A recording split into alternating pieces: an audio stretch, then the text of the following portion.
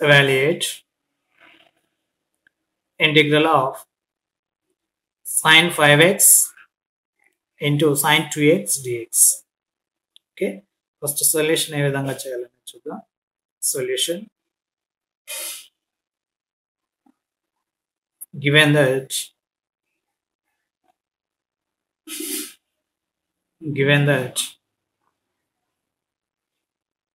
okay, integral of sin 5x into sin 2x dx. Okay, వీటిని మనం standard formula ప్రకారం తెచ్చుకుందాం. అంటే 2 sin a sin b ఫార్ములాకి తెచ్చుకుందాం. కాబట్టి ఇక్కడ 2 లేదు కాబట్టి నేను 2తో డివిజిబుల్ చేస్తున్నాను. అదేవిధంగానే 2తో మల్టిపుల్ చేస్తున్నాను. Into sin 5x into sin 2x dx. Okay, ఇప్పుడు ఇది మనకు స్టాండర్డ్ ఫార్ములా ప్రకారం వచ్చింది. స్టాండర్డ్ ఫార్ములా అంటే 2 sin a into sin b formula. ఇక్కడ dx ఉంది. మనకు 2 sin a sin b formula వచ్చేసి 1/2 కాన్స్టెంట్ గా అట్లే వస్తుంది లాస్ట్ వరకు. 2 sin a sin b formula వచ్చేసి cos a minus b minus cos a plus b, okay, into dx.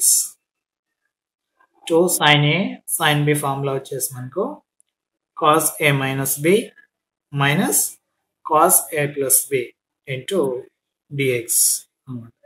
Right, ఇక్కడ మనకు ఏ వాల్యూ చూడండి, ఈ ఇచ్చినటువంటి ఈక్వేషన్ తో కంపేర్ చేసినప్పుడు ఏ వాల్యూ వచ్చేసి మనకు 5x అవుతుంది అండ్ బి వాల్యూ వచ్చేసి మనకు 2x అవుతుంది. ఓకే, రైట్, ఇప్పుడు ఏ ప్లస్ లో 5x బి ప్లస్ లో 2x అప్లై చేద్దాం. రైట్, చూడండి 1/2 integral of cos of a minus b. a అంటే మనకు 5x minus b అంటే 2x minus cos of a plus b. a అంటే మనకు 5x plus b అంటే 2x into dx. Okay, simplify చేద్దాం. చూడండి, that is equals to 1/2 integral of cos of 5x minus 2x.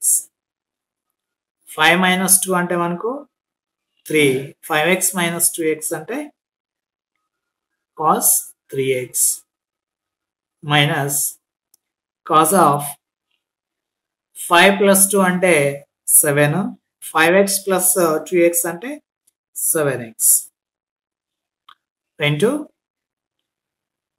dx. Okay, ఇప్పుడు మనము ఈ integral ని ఈ రెండింటికి మనం అప్లై చేస్తే చూడండి, 1/2 integral of cos 3x into dx minus next cos 7x కి ఇంటిగ్రల్ అప్లై చేస్తున్నాం. Integral of cos 7x into dx అనేది అవుతుంది. రైట్, ఇది ఏ ఫార్ములా ప్రకారం మనం అప్లై చేస్తామంటే integral of cos ax into dx. Here a is any constant. A value constant అయినప్పుడు integral cos ax into dx ఏమవుతుందంటే sin ax divided by a plus c. Okay, right, ఈ formula ప్రకారం apply చేస్తే చూడండి 1/2 integral of cos 3x into dx. Integral of cos 3x into dx ఏమవుతుంది చూడండి, sin 3x/3 అవుతుంది. ఎందుకంటే ఇక్కడ ఏ వాల్యూ మనకు 3. Okay, minus integral of cos 7x into dx మనకి ఏమవుతుందంటే sin 7x divided by 7 plus c. Okay, ఎందుకంటే మనకు ఏ వాల్యూ వచ్చేసి 7. ఓకే, ఇది మన ఫైనల్ ఆన్సర్.